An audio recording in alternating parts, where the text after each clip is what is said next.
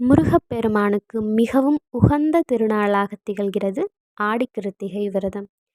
இன்று அனைத்து முருக கோவில்களிலும் பல்வேறு பூஜைகளும் பரிகாரங்களும் நடைபெறுகின்றன.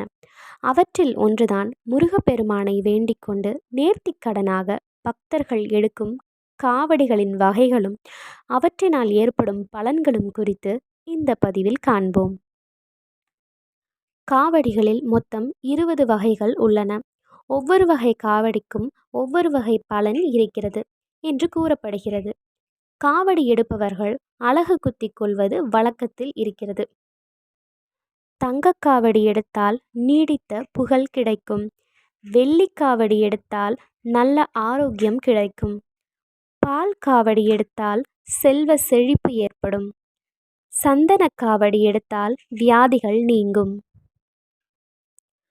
பன்னீர் காவடி எடுத்தால் மனநல குறைபாடுகள் விலகும். சர்க்கரை காவடி எடுத்தால் சந்தான பாகியம் கிட்டும். அன்னக்காவடி எடுத்தால் வறுமை நீங்கும். இளநீர் காவடி எடுத்தால் சரும நோய் நீங்கும். அலங்கார காவடி எடுத்தால் திருமண தடை நீங்கும். அக்னி காவடி எடுத்தால் திருஷ்டி தோஷம் பில்லி சூனியம் மற்றும் செய்வினை நீங்கும்.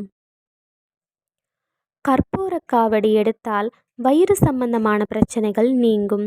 சர்ப்பக்காவடி எடுத்தால் குழந்தை வரம் கிடைக்கும். மஞ்சள் காவடி எடுத்தால் வாழ்வில் வெற்றி கிடைக்கும். சேவல் காவடி எடுத்தால் எதிரிகள் தொல்லை நீங்கும். மலர் காவடி எடுத்தால் நினைத்தது நிகழும்.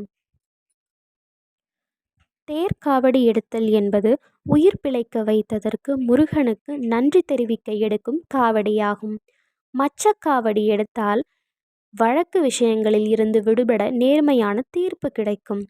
பழக்காவடி எடுத்தால் செய்யும் தொழிலில் நல்ல லாபம் கிடைக்கும். மயில் காவடி எடுத்தால் இல்லத்தில் இன்பம் நிறைய குடும்ப பிரச்சனைகள் நீங்கும். வேல் காவடி எடுத்தால் எதிரிகள் நம்மை பார்த்து அஞ்சி ஓடுவார்கள்.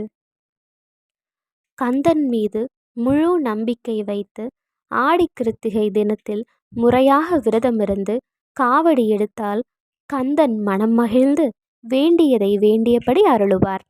நன்றி.